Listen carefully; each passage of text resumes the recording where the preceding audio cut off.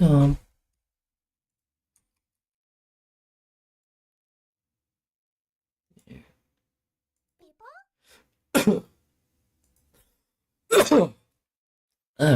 Wait, fuck, shit. I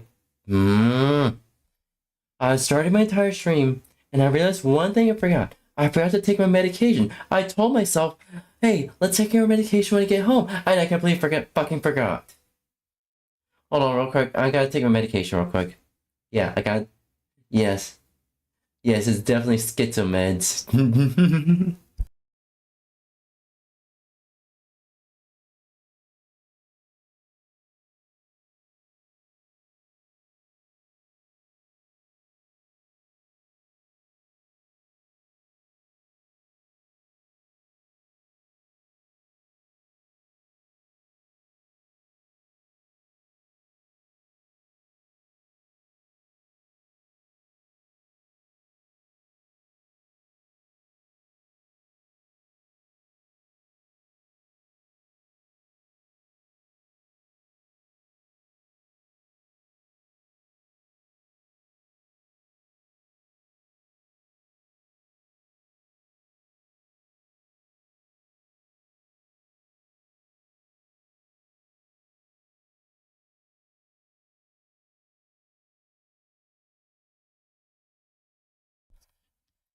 Alright, chat, I'm back.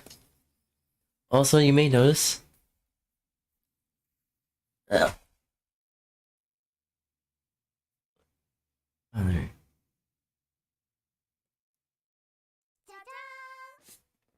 Oh, fuck, Nick.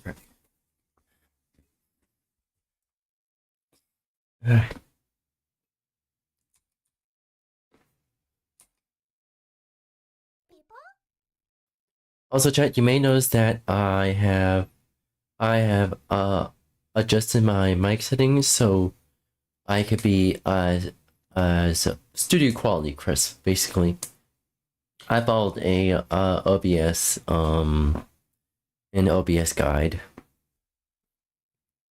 So Wikipedia, this website, recently had Let's get started. drop year over year in user traffic. And Wikipedia basically puts all the blame on AI products, and they're probably not wrong. Especially when it comes to like the Google AI overview, yeah, that's definitely going to impact Wikipedia's traffic. You look something up, it will directly cite Wikipedia and not take you to Wikipedia. Now, Google claims that AI search overview does not affect user traffic to individual websites. And I don't know how they came to that conclusion, because it's just obviously not true. If you look something up and the AI overview gives you your answer, why would you click the website? It doesn't make any sense. And I mean, on top of that, the only reason Google introduced this feature was to keep you on Google longer and not go to other websites. There is no other reason for Google AI summary to exist other than to keep you on Google. Google can say it's for like user experience all they want, but that's just not true. We all know Google does not care about user experience, because if they did, the website wouldn't suck. And I really don't like the fact that Google's trying to make every website obsolete with I forgot I wanted to make this shield holographic. Just being bad. I think AI search is just a bad thing. When it comes to AI tools, especially stuff like search, they are not reliable. Remember, guys, LLMs still make things up pretty often. It is not something you want to rely on for searching things on the internet. And honestly, it's a little insane that Google was even allowed to launch this product, especially when it first released, and it would recommend things like adding non-toxic glue to your pizza. Google literally just made a lying machine. Now, I'm sure it's way more accurate now, okay? I don't know how accurate it is. I still don't trust it, but it's probably more accurate now than it was when it was telling people to add glue to pizza. But even if we're assuming that the model has 100% I've heard that part. I don't think we want to rely on these things to search things online. I don't think it's a good idea to rely on a chatbot like this to look things up or find information on things. Like, Google already has the ability to push you where you want to go on search.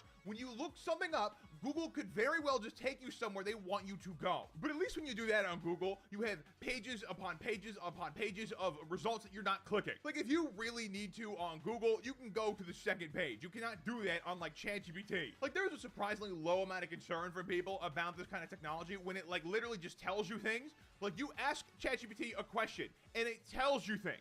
Do people not see where this can go wrong? Like, let's say you're trying to buy a product and you ask ChatGPT, hey, where should I buy something like this? And let's say OpenAI signs a deal with Walmart, and now ChatGPT will only suggest you go to Walmart to buy your thing. I want to be clear, the OpenAI Walmart partnership is real, but the only suggesting Walmart has not happened yet. It is a hypothetical that is not unlikely. That'll be... Didn't exist. Where would you look for alternatives? Oh, shit. LLM model with Target is the...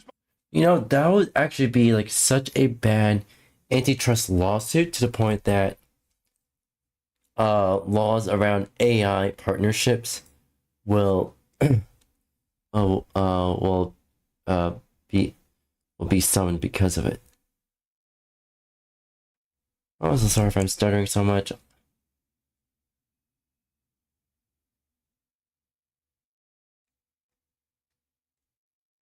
Alright. Continue. Sponsor? Like, this really isn't a super far-fetched thing. Companies love this. Like, imagine if you're a company and you can just tell people to buy your product when they ask about what they should buy. And then the crazy part is they just do it and then don't complain about ads because it doesn't feel like an ad. So I think allowing AI companies to have total control over the information these LLMs are putting out into the world is a really bad idea in the long term. Like, obviously, we're not there yet. Google still exists. You can still look things up on Google. But if we're moving towards a world where search engines aren't used by people anymore, this kind of stuff really should be talked about. I just think we're not doing a great job at setting ourselves up for a better world in the future. But when have we been? But companies using AI to advertise to you is honestly probably the least nefarious thing they could do with this product. Like, if these companies get their way with these AIs and everyone starts using them and stuff, the least concerning thing is the advertising. The mass social manipulation that could happen if an AI company went rogue and just started doing propaganda is kind of crazy. I mean, just look at Twitter. That's like kind of literally what happened. Elon Musk bought the website and then he had a bunch of bots take over and promote propaganda about right-leaning talking points. This is not a conspiracy theory. This is something that just happened. So if companies are already manipulating people with AIs like they currently are,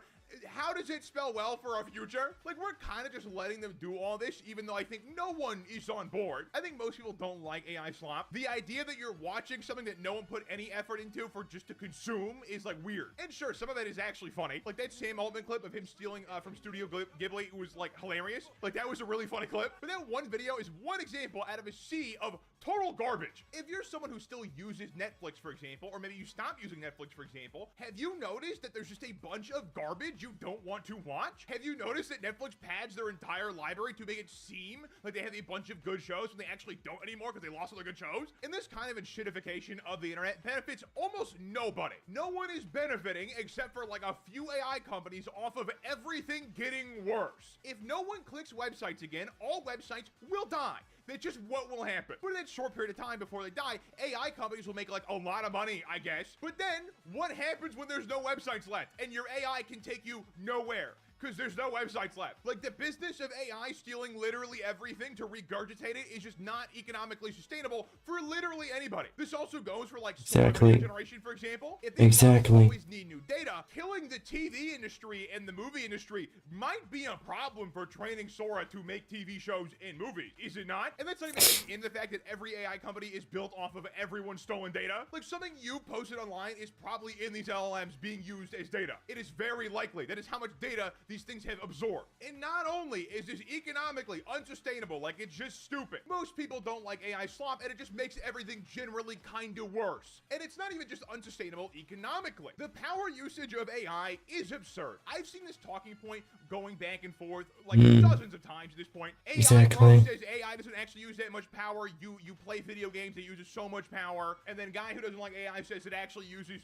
3 planets worth. All I know is AI uses a lot of power. If the electricity bill went up recently in the US, the reason is probably an AI data center, because the US grid is kind of like an anemic dog. The infrastructure here is just very old and we haven't modernized it. So getting vast amounts of power to AI data centers is extremely expensive. And I just don't know why we're building these power-sucking machines to make a worse version of Google. Like, Google was faster, it was better, it was quicker, it was way more efficient, and Google at just worked. It just works so well. But now we have ChatGPT, we have Grok, Microsoft Copilot, autopilot, all putting a hole in the ozone layer. It's just absurd. It's like an Olympic race coming up, and you have like the star athlete in the race, and then you pull him out and replace him with a random guy from Walmart. That is the equivalent of switching from old Google to AI. It is garbage. And there are ways that AI is useful. I just think overall this technology is largely useless, and we just shouldn't be using it. It just doesn't seem like it's a great invention. It doesn't seem like a leap forward. It seems like we kind of took a step back, but we're all acting like it's the future. Like, oh boy, I'm so glad the machine gaslights me after it lies to me now. You know, before if you looked something up on Google and it was wrong, it was just wrong. But now ChatGPT tries to convince you that you're wrong. But on the topic of Wikipedia should be fine for a good while. They have a good amount of donations. But I think Wikipedia is kind of like a warning sign for an overall larger trend. I hope that's not the case because I really don't want people to switch to AIs for search. I think it's such a bad idea. Like, I truly think that if AI starts becoming really prevalent and people start using it for like everything, AI services will just become like a garbage wasteland of ads. Like, truly, that is the only thing I see these companies doing because that's kind of like all they've done. All these companies have pushed towards the direction of selling advertisements because what else are you gonna do, I guess? Like, Sam Altman wanted to make AGI, and the best you can come up with is AI TikTok slop. And if you start seeing ChatGPT recommend people go to Walmart, you know why. All right, that's for the video. Thank you for watching. Like, subscribe, click the down to my content, and have a good one. Color. Flat color. Alright. Oh shit, my voice is shitting itself now. Yeah, I am coming down with a cold. Fuck me. Yes, I spell flat color with a U because, well, Europe is partially but also because the main reason why, because my art teacher back in middle school, she told us we can, if you like, I think we were writing trying to explain our stuff. We also had to write down what was the inspiration, what colors we used. If we write the word color, we had to use the European version of it, the color with a U in it. Yeah, our teachers in my school were a bit particular about that.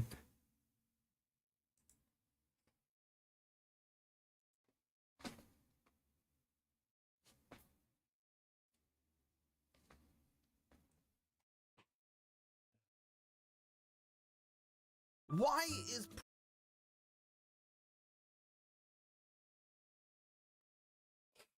All right.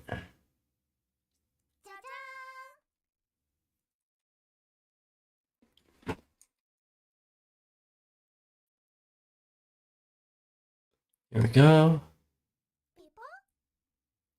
protein? Also, if I'm far away from a mic, my mic ends up like this static, having this kind of like compressed static. So I bought the 5-line microphone arm, the one that you can, the one you can clamp onto your desk. I bought that one, and so hopefully I'll just have my mic like right next to my mouth, so it'll just stay as sharp as possible. Everywhere. Just the other day, I saw that Mr. Beast released his own protein fortified chocolate milk, and one serving has 23 grams of protein. For context, regular old whole milk, which is famously protein rich, has roughly 15 grams for the same serving size. That means that in terms of protein, the milk of the beast has about 50% more than the milk of a cow without a YouTube collab. But is all that protein necessary or even healthy?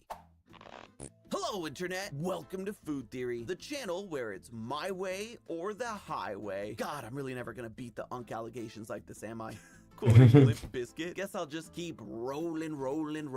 Anyway, there's no arguing that protein is an incredibly important nutrient, especially for those looking to get swole. But recently, you may have noticed that protein-enriched foods have broken out of the health and fitness aisle and are taking over the whole grocery store by force. Cereal, popcorn, ice cream, water! And it's not just the grocery store. Starbucks just added protein lattes and cold foam to its menu. Yep, PSLs are yesteryear's drink drink. In 2025, we're all about the BBLs and PPSLs. So what gives? Clearly, if the Bucks and the Beast are adding protein to their portfolios, there's a food trend going on here. And when there's a food trend, there's a me. And today, I'm gonna find There's out a food how theory. protein actually sizes up. Hello. Make no mistake, How are you? Welcome. Welcome to our art stream. Just doing a. This is my third art challenge. Yeah, I'm doing okay. I feel like I'm coming down with a mild cold because I noticed my voice is starting to shit itself. So yeah, there's that. But how you been? Welcome.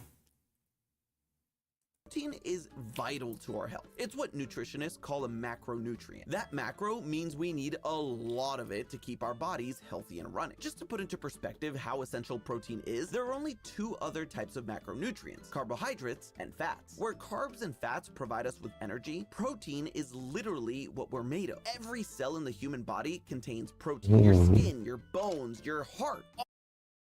Hey chat, I have a question. So I'm about to do flat color right now.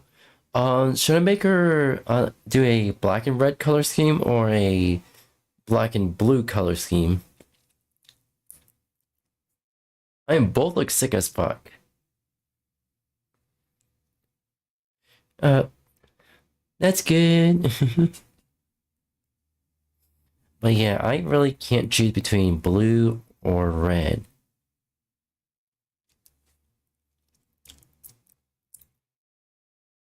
I can need some help in your chat. The majority of our clothes, black and red. Black and red? Alright. Alright, I like you see where you're going with this. Alright, I could do this. Black and red. Black and red color scheme, here we go. All of it. This means that if any of our cells get damaged or we need to build new ones, we need to have fresh sources of protein to keep our bodies maintained. Without proteins, we'd unravel faster than Mr. Fantastic in that Doctor Strange movie. The rejuvenating magic of protein comes from its building blocks, amino acids. In total, there are 20 common amino acids that our bodies need to function, and 9 of those are what are called essential amino acids. What makes them essential? Well, the human body can actually make most amino acids on its own, but these 9 essential amino acids can only be acquired through your diet. Technically, these essential amino acids are what the liver uses to synthesize the other 11 non-essential amino acids. So yeah, pretty important. Not all sources of protein are equal, mind you, as some might be missing certain essential amino acids. These are called incomplete proteins, whereas complete proteins like meat, eggs, and dairy products like whey contain all 9 essential amino acids. Well, technically, yes. It makes sense, right? Animals need. I'm technically making another OC for this art challenge. I use a character generator, a character generator for my art. So it has basically like the color of the hair. Oh yeah, the color of the hair. Oh, I remember that. Well, let's go with the black and red color scheme because that looks sick as fuck. That sounds sick as fuck. What's her lore? She is a her lore. I kind of haven't gotten around with that, but I'm going with like a cyberpunk Viking kind of vibe. So I kind of want to pull a Captain America and have a like as if she was in the Viking era.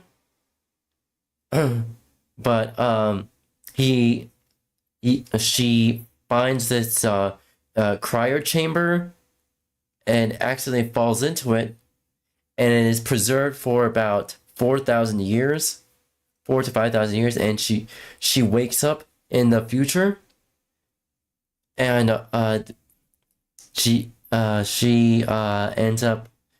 Let's pull a meta runner here. She ends up in a small resistance crew, and they give her this outfit. After she ends up with a small resistance crew after being chased down by some police force, like a police force that is sponsored by corporations. It has like the branding on it. Yeah. That's kind of what I'm going with here. And the shield here, I want to make this holographic, like a holographic shield. Also, probably want to do these real quick.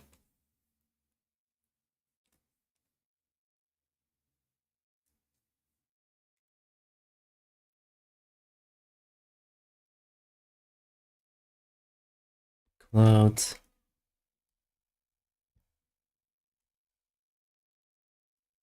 There we go. Yeah, that's kind of what I'm going with. And I kind of, so this suit design, actually I used this suit design before on another OC. It is similar, but it is similar in design, but it looks so fucking cool. It just looks so fucking cool.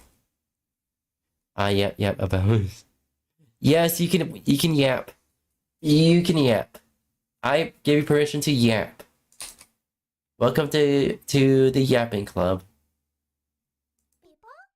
The same amino acids to survive that we do, so they make for a convenient source for the complete set. But contrary to popular carnivore belief, my vegan and vegetarian homies like Amy have plenty of options for complete proteins, such as tofu, edamame, quinoa, and buckwheat. And it's not like incomplete proteins are bad for you, they just don't have all 9 essential amino acids in one place. Also, food theory.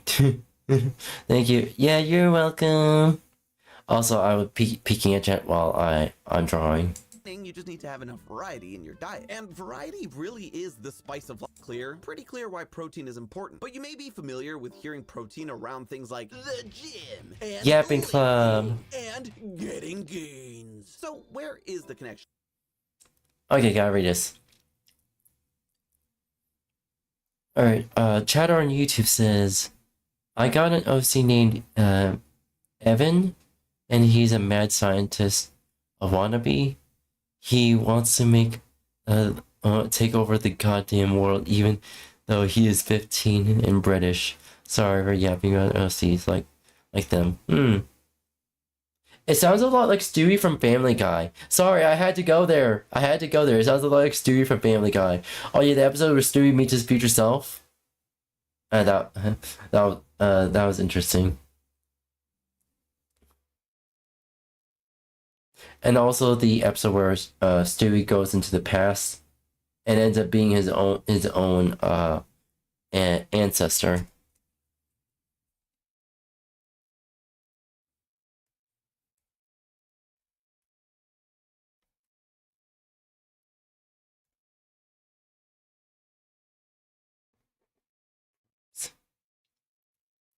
Yep. Yeah, that's an episode that happened.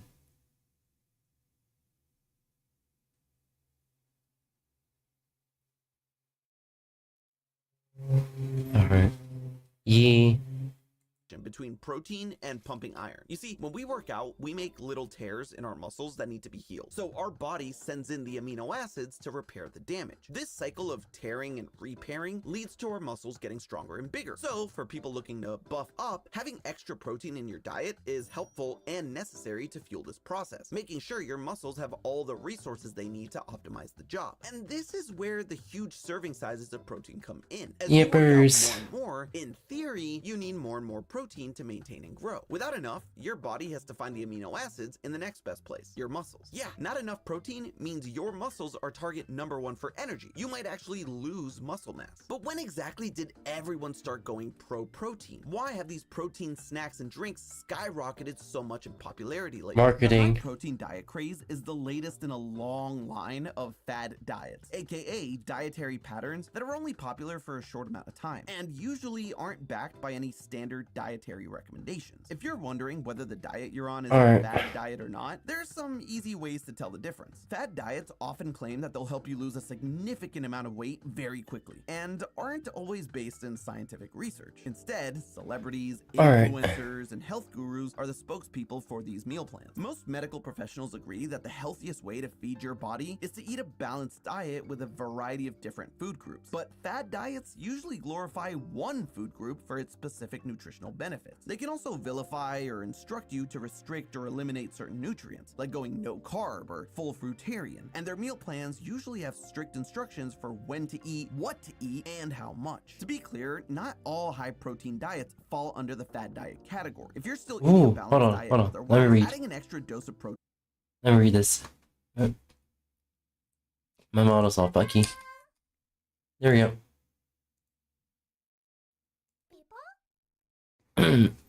He's got a bestie named Anne. She wants to live a normal life, but she had to suffer his bullshit. Ooh. I'm starting to... Was one of your okay, so... Was one of your inspirations Dexter's Laboratory? She's French and she got in. Ooh, alright. Yeah, what was one of your inspirations Dexter's Laboratory? I'm actually curious.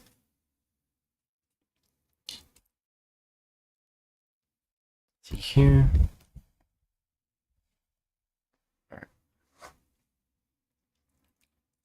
Isn't the same as a fully fledged fad diet, but for those who are primarily chowing down on protein, heralding it as the miracle nutrient and restricting other food groups, congratulations! You are a part of the latest dieting trend. Fad diets aren't necessarily always a bad thing, and there's nothing wrong with safely trying out a new way of eating. It's the way you choose to follow these recommendations that's important for your overall health. Fad diets might seem like a newfangled notion, but they actually date back all the way to 1830, when Sylvester Graham, a Focus on the Presbyterian ear minister, real quick. began preaching about the dangers of eating processed flour. You're probably familiar with his most famous product, the graham cracker, which was invented by Graham as a combination weight loss tool and lust suppressor. That's right, Graham's special flour-based products weren't only intended to regulate your gut. He actually believed that his wheat germ crackers would...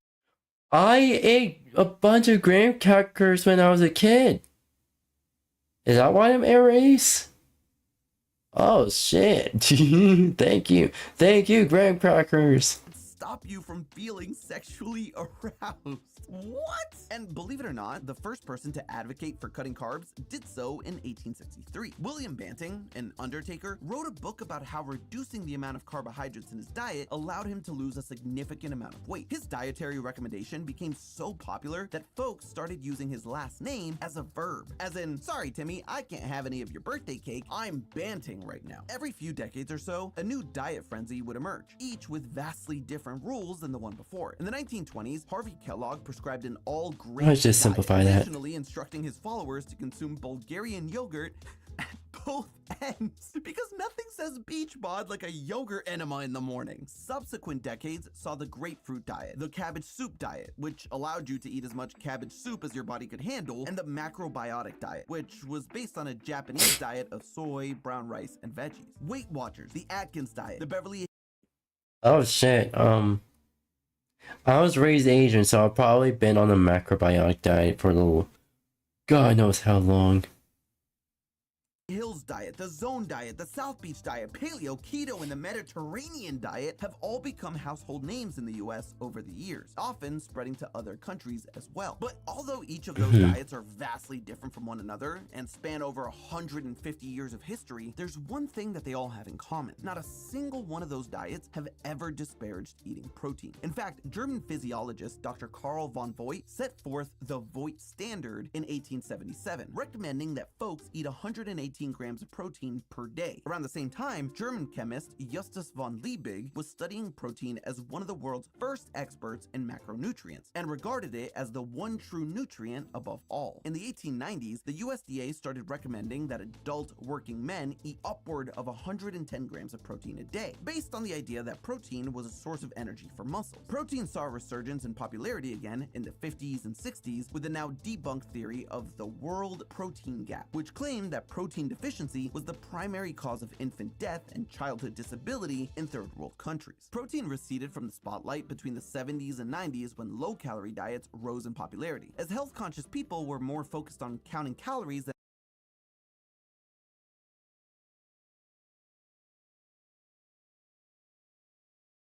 Ooh.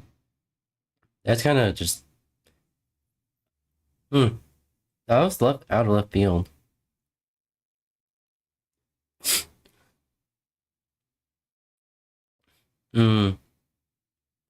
Evan secretly trans.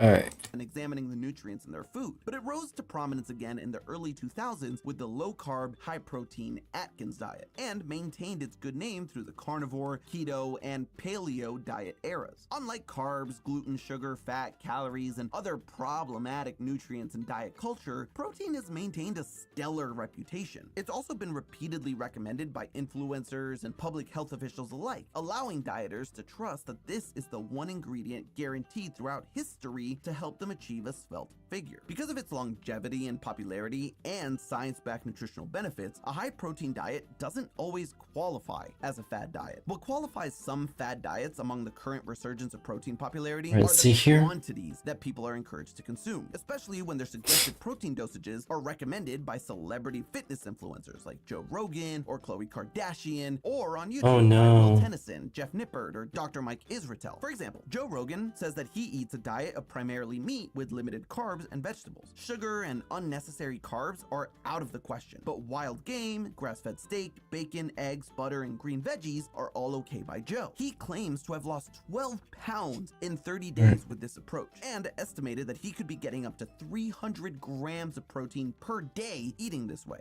And when top influencers with hundreds of thousands or even millions of subscribers on YouTube are all recommended that you up your protein intake by a staggering amount, it's no wonder that grocery store shelves are stocked with protein-enriched products. The word protein has become nearly synonymous with... I see. See here, should I? It's actually the line, actually.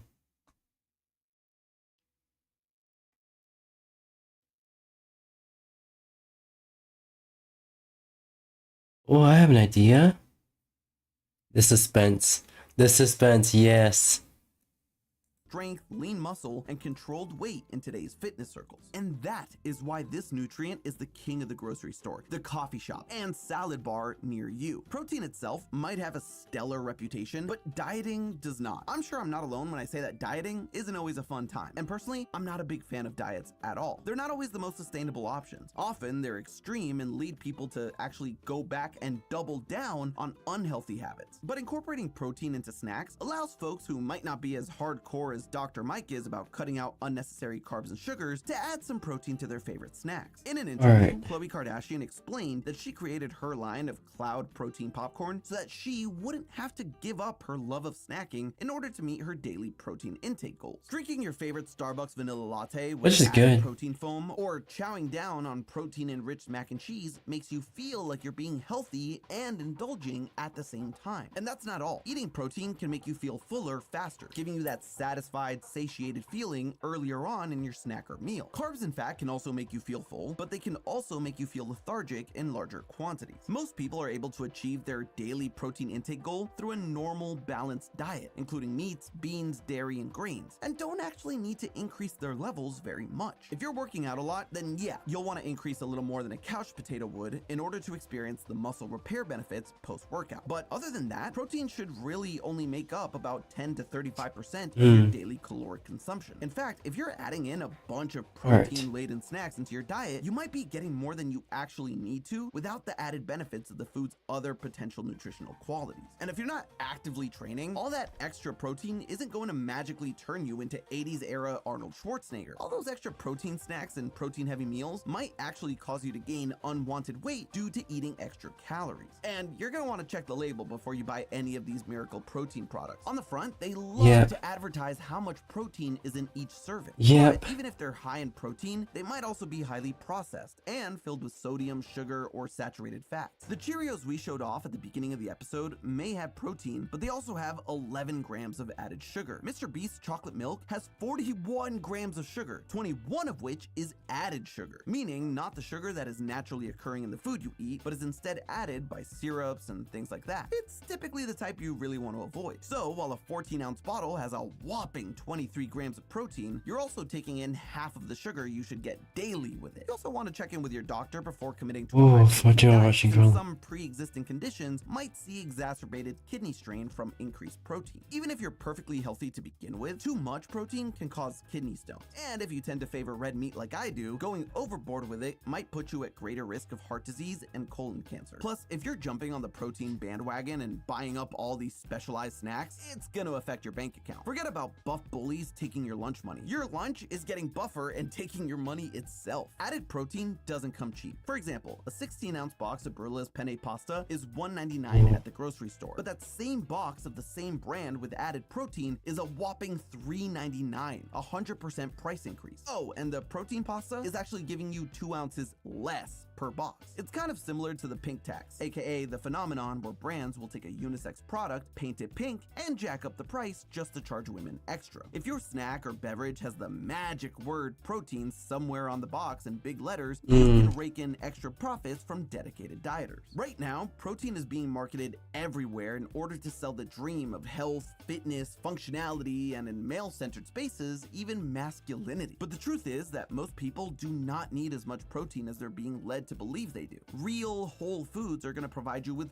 plenty of protein, as well as other valuable nutrients that come with a balanced diet. You don't need an avalanche of wild meat or protein water or Kardashian popcorn to stay healthy. The reality is most people's lifestyles don't require everything that slips past your teeth to have protein. Athletes, people who rigorously work out 5-6 days a week, or people who are constantly and consistently doing hard physical labor, sure, protein intake might be a bit more important. But for the average everyday person, listen, protein is absolutely essential, and you do need to eat enough each day to maintain yourself. But that is a lot easier than you're being led to believe. And don't let these marketing manipulators convince you that eating a bag of protein chips is the pinnacle of health, especially when the only things really getting gains are the price tags. But hey, that's just a theory. A food theory. Buen provecho.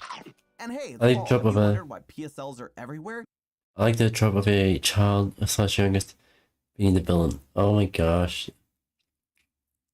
Kind of reminds me of The Incredibles.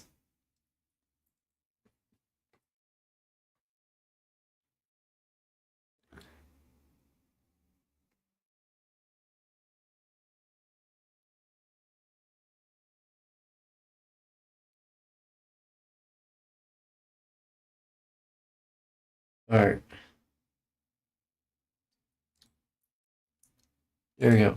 𝙂𝙚𝙣𝙚 suddenly regained consciousness and started screaming after realizing she was lying in a coffin. Her relatives, who'd been grieving her death, were just as terrified.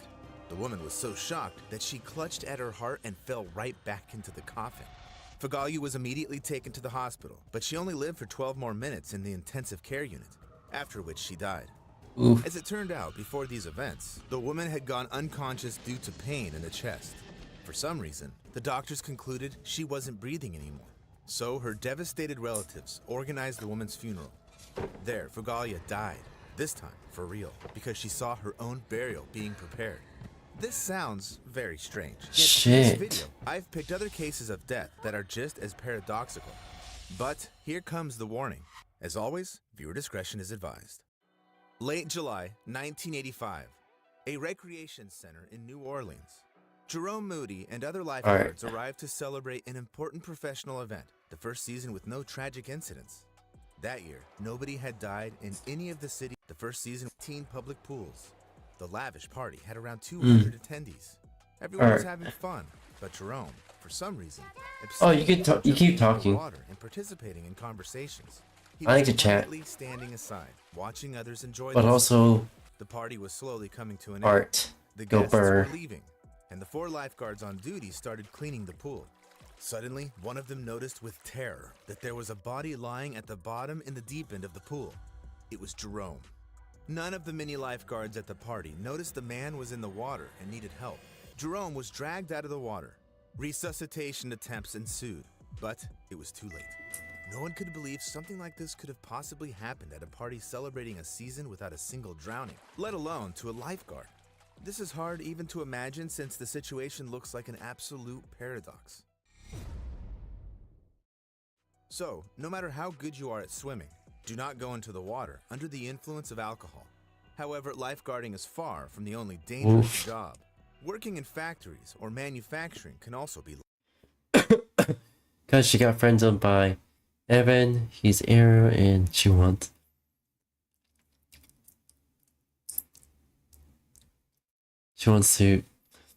their downfall, said, because she thinks that Anne is a GF, which is fake.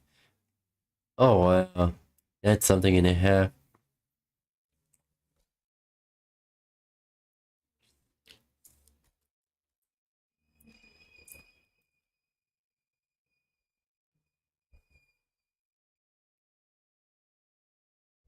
Right. Life-threatening. December 23rd, a kayak factory in Runcorn, England.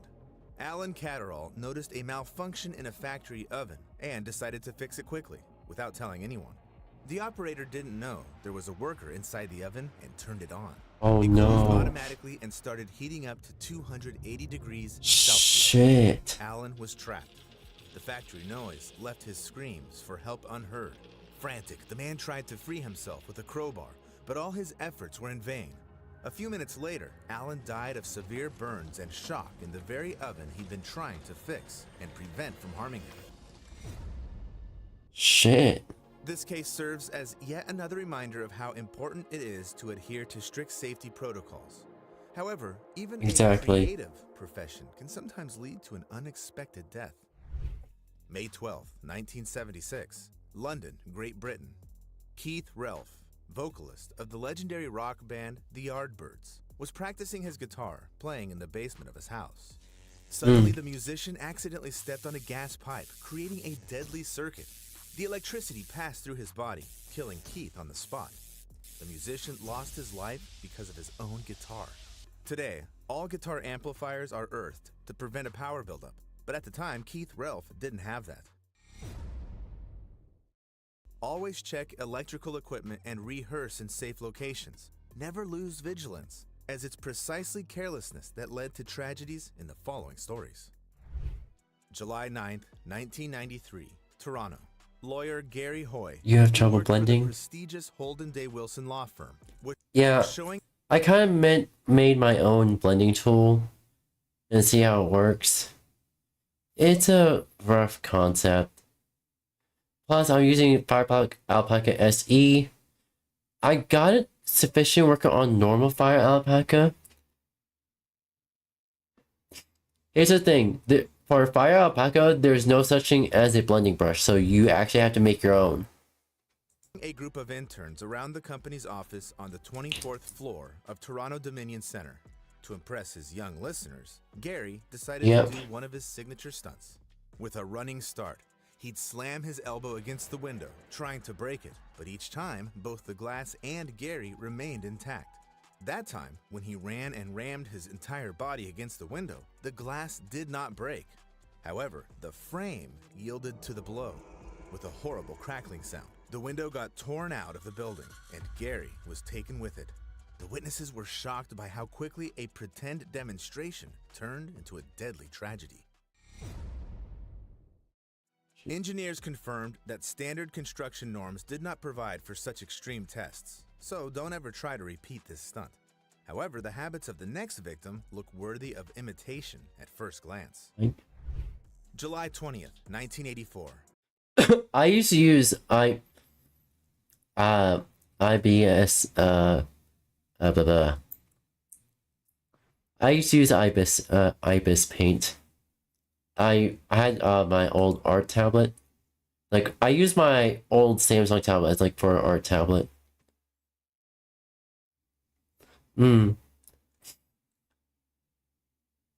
See here, I can work on blending here as well. Yeah, my art is kind of based off of, I don't know.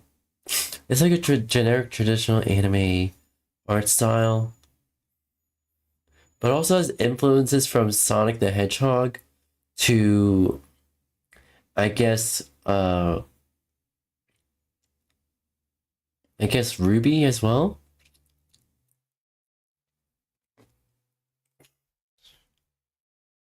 Vermont, USA. Jim Fixx, a famous long-distance running guru, was doing what he loved most, just like every day. Jim was the author of popular books and lectures that inspired countless people to abandon unhealthy habits and lead to an active life. Fixx was 52 years old, and in his opinion, running was the thing that helped him stay physically and spiritually healthy. However, on that day, his sports addiction became fatal. Suddenly, he stopped because of an intense pain in the heart area. The runner grabbed his chest and then dropped dead right there on the road. This tragedy sent a shockwave among his fans and joggers all over the world. How could somebody who had dedicated his life to health and fitness have died? As it turned out, Fixx had a hereditary predisposition to heart conditions. However, he'd also ignored warnings of possible health issues due to excessive exercise and even refused to undergo stress testing a few months before death. It's a medical test used to assess heart performance during physical activity. The way I draw the hair is kind of like drawing hedgehog quills.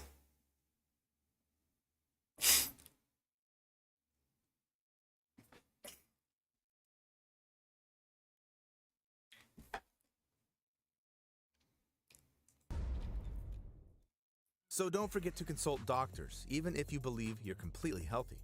However, some precautions apply to everyone. For instance, always wear a helmet when riding a motorcycle. This rule has long since been questioned by anyone, yet Philip Kontos was still against it. The man was known as a passionate proponent of freedom of choice for motorcyclists.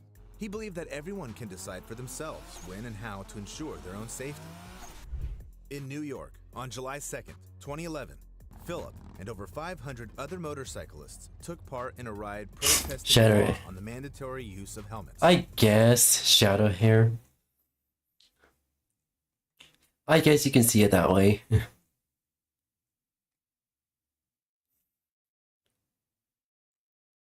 Alright, I believe the hair is actually really... It's decent, it could use some work.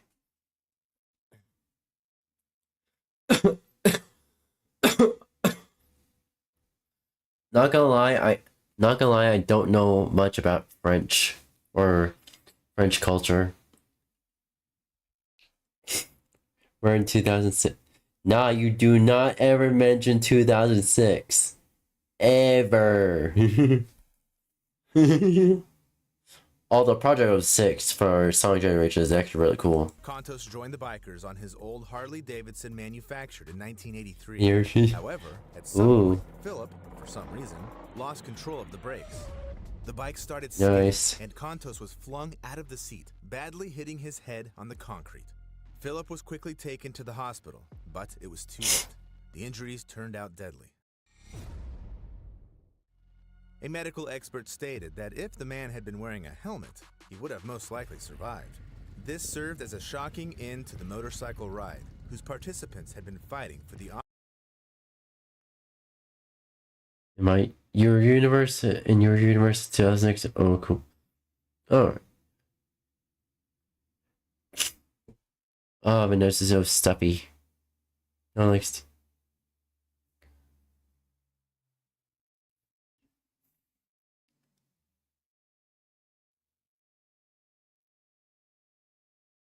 I have no idea what you're talking about. I'm clueless. I'm clueless on what the conversation's about. I know No, I'm just clueless on what you're trying to say, basically.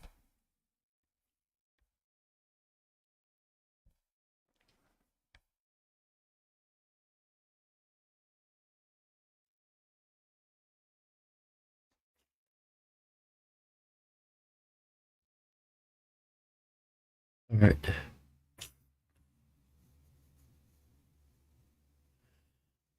All right.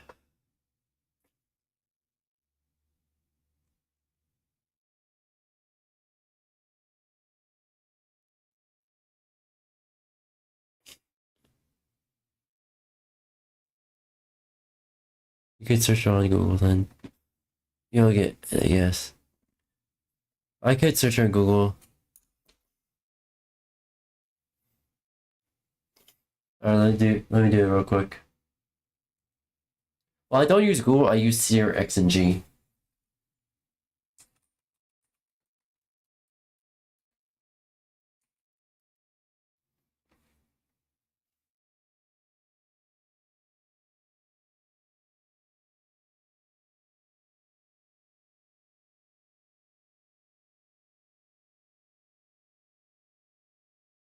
Oh, now I remember.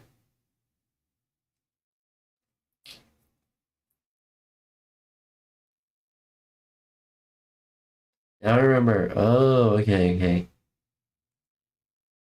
Okay. Yeah, yeah, I understand. I understand now. Oh, fuck.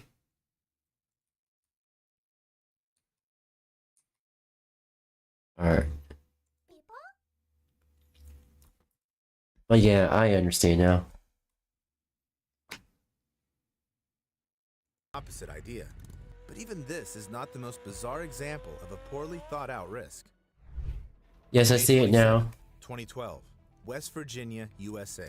In the Panther State Forest, believers in the inner circle of Pastor Mac Randall Wolford gathered to celebrate an annual service in nature. Mac Randall was known for holding his sermons with a Oh, I should try. Make sure my settings.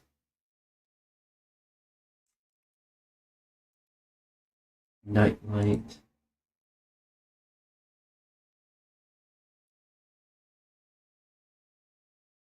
Very nice.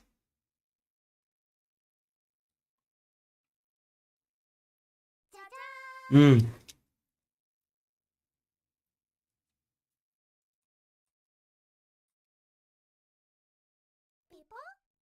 Alright.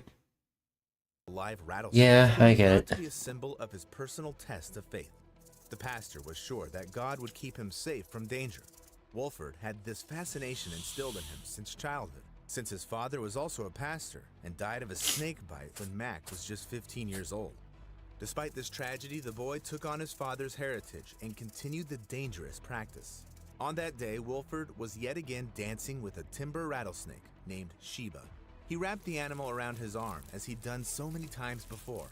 However, when the pastor put the snake on the ground, the Oh, rattlesnake shit. darted forward and bit him on the thigh. The spectators froze, watching Wolford, who thought this was just another test since the snake had bitten him before and everything turned out fine. He assured everyone he didn't need medical assistance, although his condition started quickly deteriorating. His friends couldn't take it anymore and got Mac hospitalized by force. However, neither the medics nor the man's faith managed to save his life. Remember that being near poisonous animals, let alone holding them in your hands, is highly dangerous. In addition, in the pastor's case, this situation endangered not only him, but also the believers of his church. However, I know stories where deaths were so paradoxical that it almost looked like karma caught up with those who'd been trying to evade punishment. 1980. Michael Anderson Godwin was found guilty of murdering 24-year-old Mary Elizabeth Room and was sentenced to death by the electric chair. However, in 1983, his death sentence was changed to a life sentence. Yet, Michael didn't manage to escape his fate. One day, Godwin was sitting on a metal toilet in his cell and trying to repair a set of headphones plugged into a TV. Of course, the prisoner didn't have any tools on him, so he took the wire into his mouth and tried to bite it in half. Oh no. Is an excellent conductor, so the electric current instantly passed through Michael's body, damaging his organs. So, the prisoner ended up dying in an electric chair after all. It's just that the chair was quite unusual. Still, although these criminals deserved punishment. Also, in his big level for someone. His name's Otto. He's German and metal, I guess. He looks like a background character got brought into light.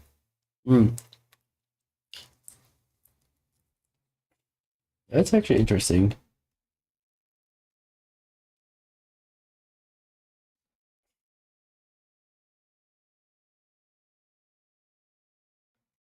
Okay, the shield color is going to be this.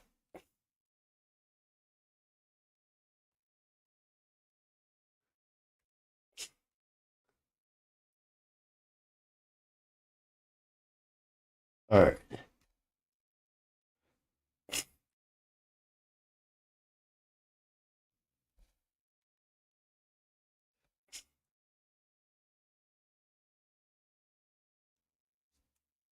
Alright.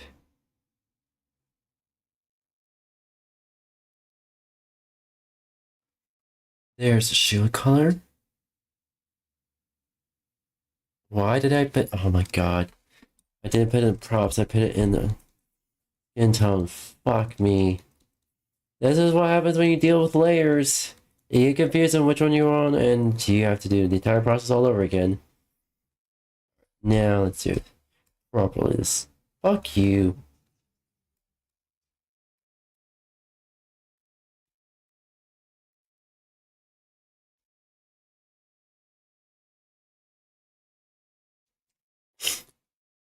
Scary looking, but he's actually people's. Ooh. In the following stories, That's people interesting. suffered at a moment that was important to them, purely by coincidence. December of 1794, Honolulu, Hawaii. John Kendrick, an experienced sea captain, arrived at the islands on his ship called Lady Washington. John was known for his expeditions to the Pacific Northwest, where he developed a fur trade between this region, the Hawaiian Islands, China, and the United States. He was regarded as a leader, a patriot, and a hero since Kendrick had valiantly fought in the Revolutionary American War of Independence. Kendrick arrived in Honolulu to help the local chief fight off the invasion of his enemies. After defeating the invaders, the warriors decided to have a celebration.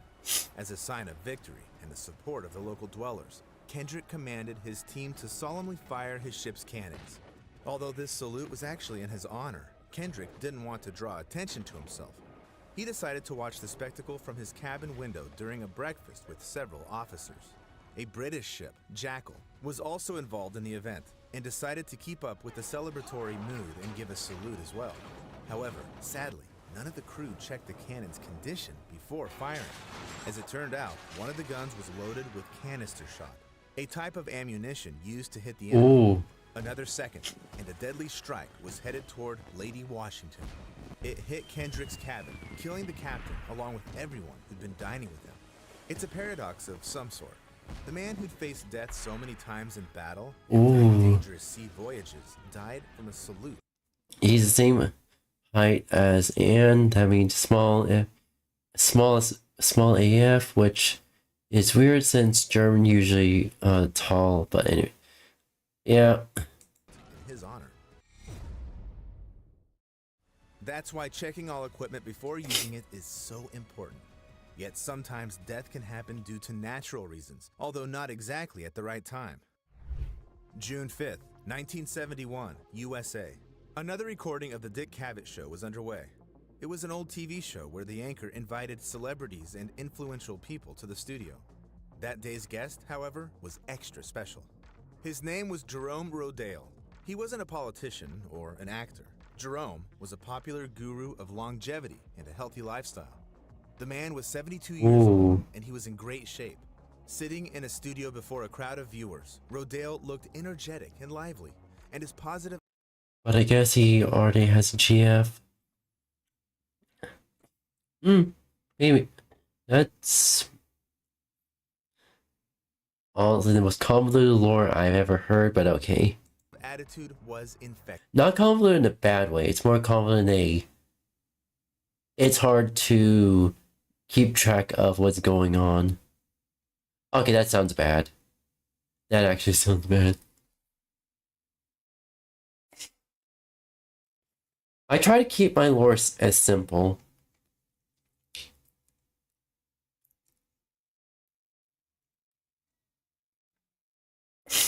Alright, let's see here. Anxious. Jerome joked, "I'm in such good health that I fell down a long flight of stairs yesterday and I laughed all the way."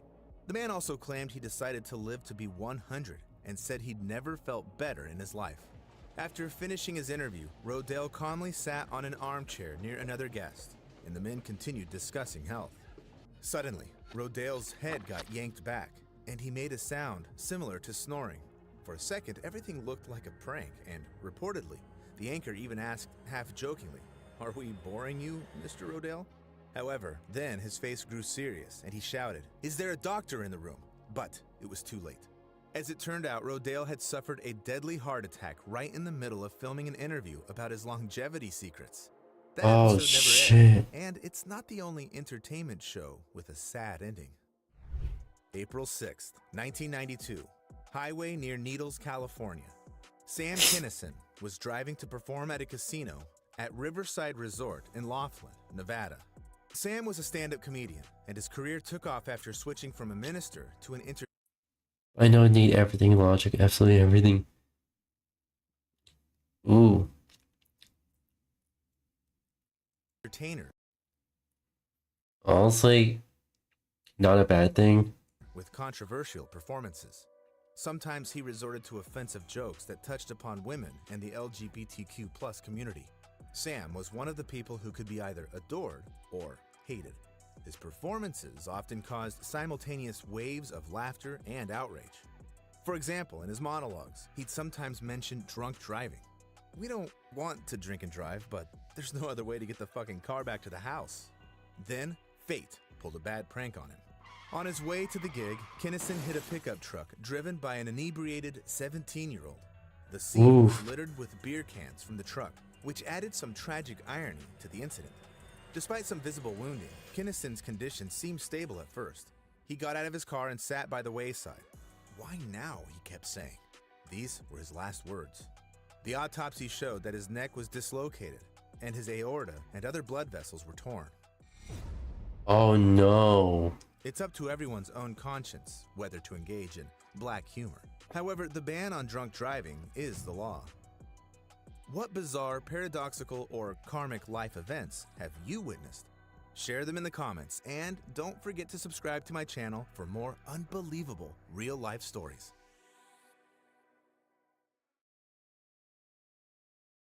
Honestly, wow. Clothes. Wine art. Alright. Alright, there we go. You should listen to it. I'm just a teenage. I'll probably listen to it off stream, but I'm not gonna play it while streaming because copyright. But thanks for the suggestion. Alright.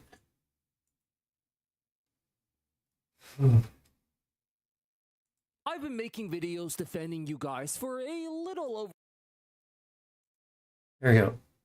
over a year now, and in about the last 3 months or so, I'd say I've noticed a significant seismic shift in the energy, the vibes, and the cultural narrative surrounding Gen Z, in a drastically positive way, I might add. The slow pace of progress can be extremely frustrating. Believe me, I know. Sometimes it just feels like no matter how hard you try, nothing ever seems to change. And it's definitely tempting to just give up and fall back in nihilistic doomerism.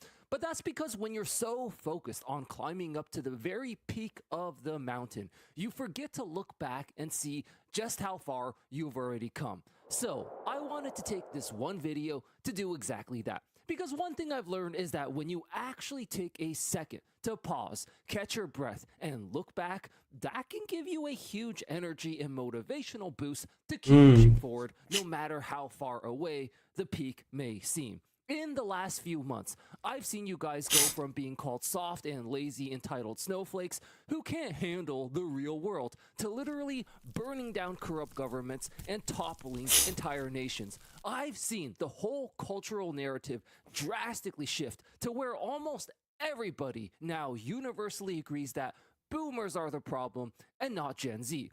And last but not least, I've seen you go from being called nihilistic doomers with no purpose to a hungry, revolutionary generation demanding real change and solutions. This is how Gen Z Alright. is already starting to make incredible, amazing progress.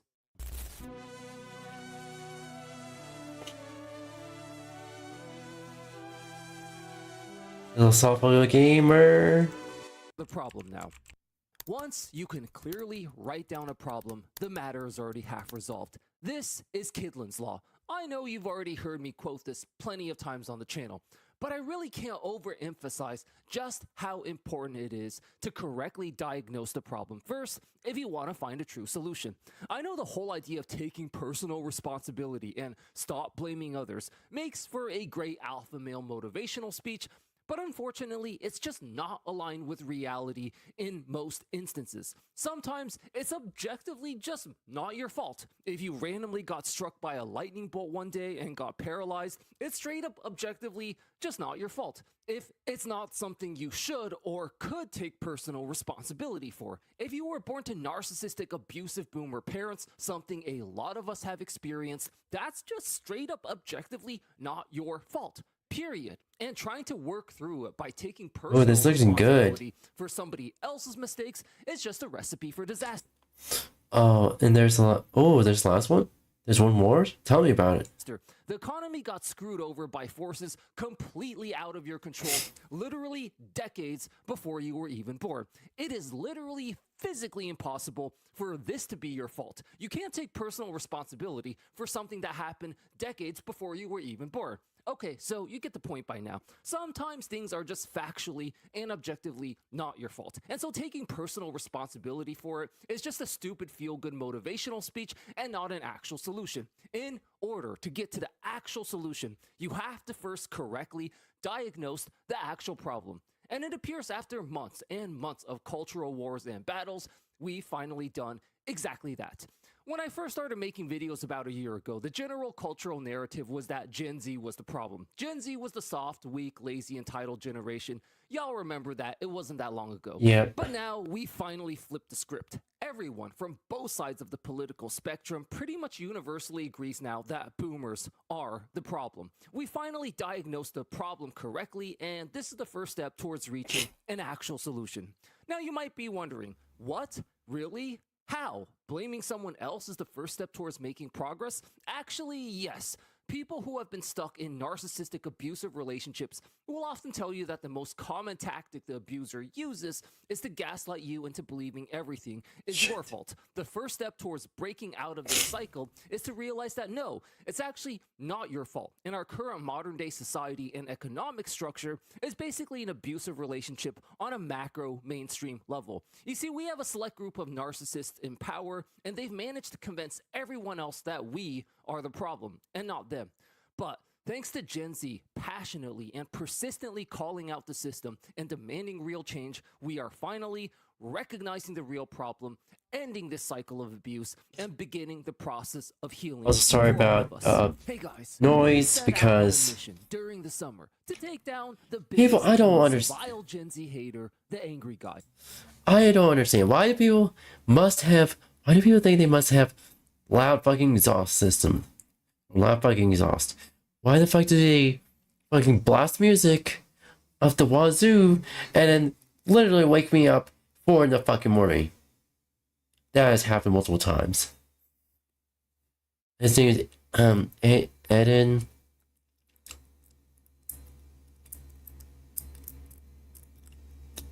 His name is Eden. Sorry, it's in STEM.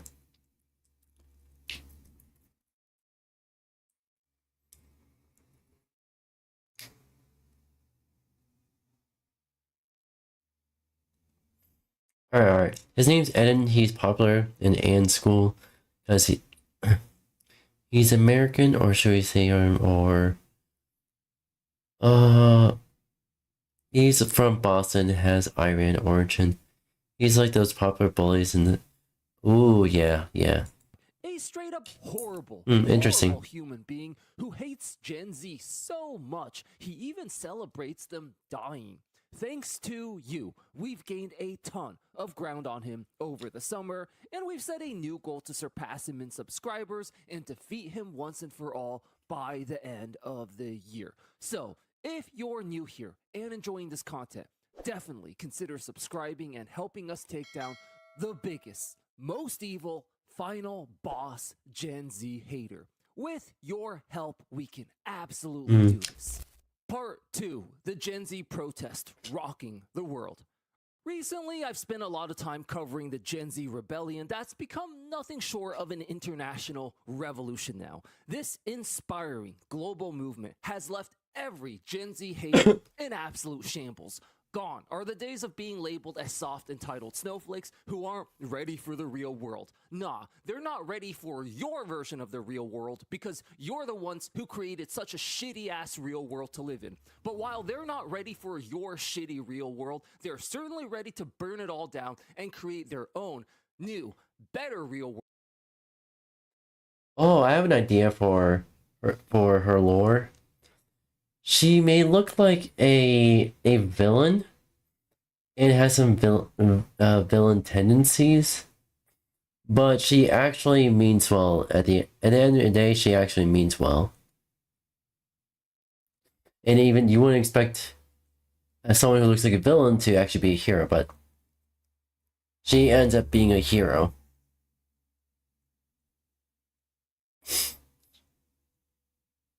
Ooh.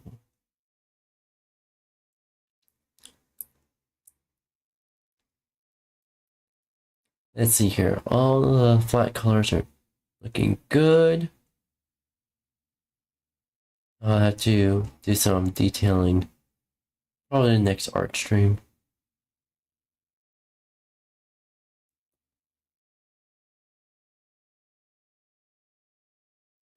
Alright, what time is it actually?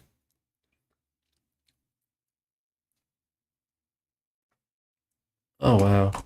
You bully Anne because she hates. I think she looks unique for. I think she could look. Oh, freckles? Never really consider putting freckles on someone. On an OC. Usually I prefer like a clean look. Maybe. I don't know.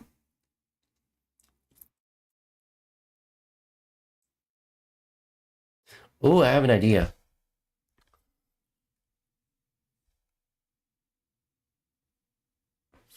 Alright.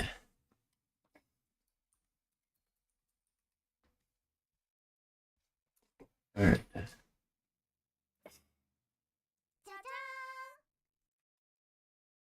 There we go.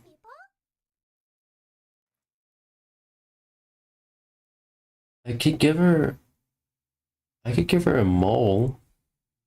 And like that. Or maybe 3 moles so make it look like a cup. Oh, I actually made Orion's belt.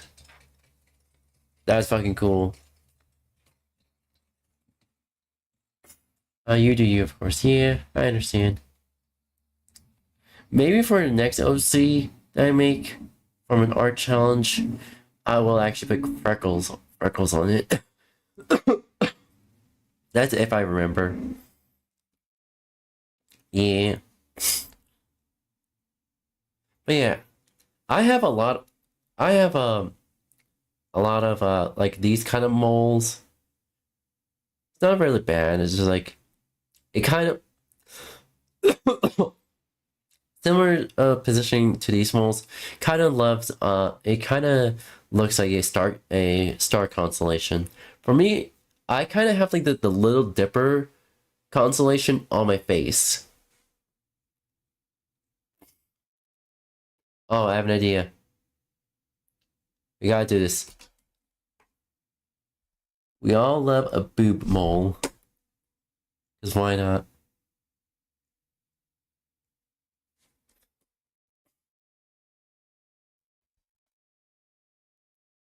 My tears were too. Ooh, nice. Oh yeah, I personally have thigh moles as well. Clothes. What the fuck?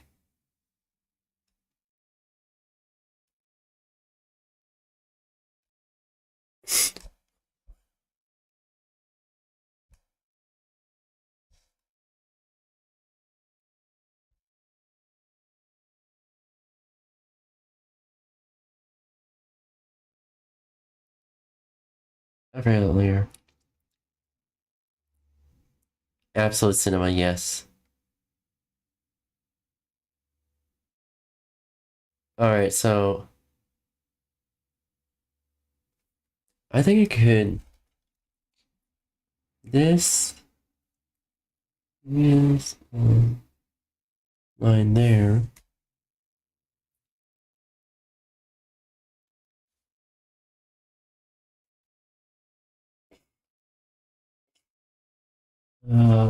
Please don't tell me. Orbeez. Nope, it's my nose being really stuffy, yeah, probably. Ooh, so what do you think about? I think it's pretty cool. I think it's actually pretty cool.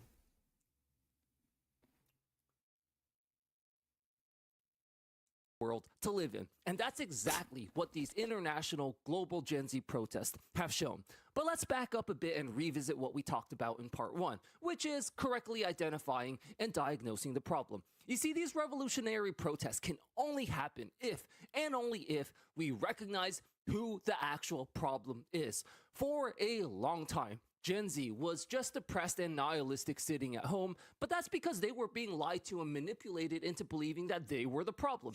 It's your fault you can't get a job. You should have studied more. It's your fault you can't pay rent. Alright. You just need to work harder. All this BS gaslighting may have worked on previous generations.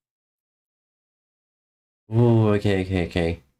I'm thinking I'm pretty satisfied of the progress we have so far for the flat colors. I'm definitely making an additional. What did I do?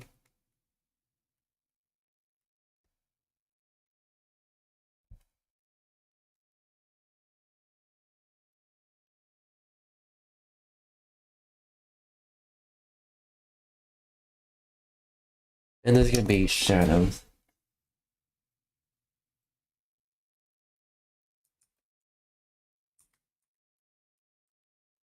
Shadows.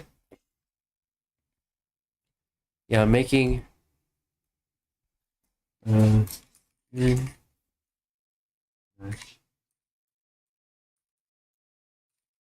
Skin touch hair. Another one's gonna be. And the last one's gonna be props.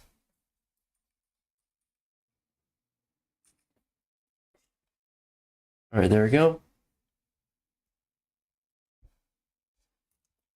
You're the first person who didn't get bored about me rambling. Hey, I have ADHD, so I ramble. So once again, blah blah.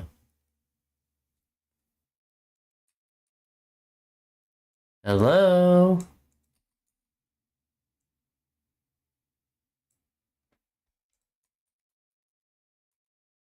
There we go.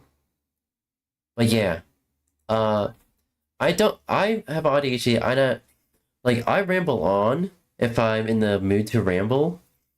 Usually like with YouTube reactions and whatnot. Thing and if you like, so I do 2 variety streams, one on Thursday and one on Sunday. If you hop onto my stream that day or one of those 2 days, you'll be surprised at how much I ramble. I ramble like a motherfucker. Like if the topic is just right, we could be rambling on for an hour most easily. For at least an hour easily, basically. Yeah.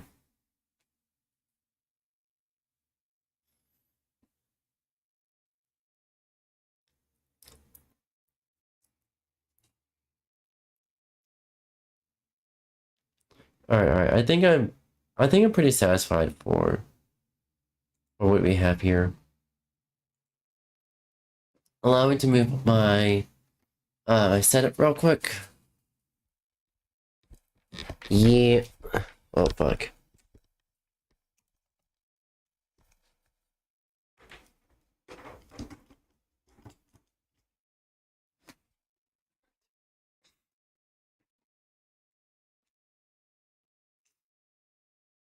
Alright.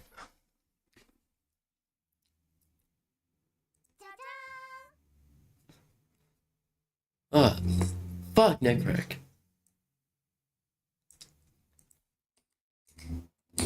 But yeah. What's with people with their fucking motorcycles? God damn it. Anywho.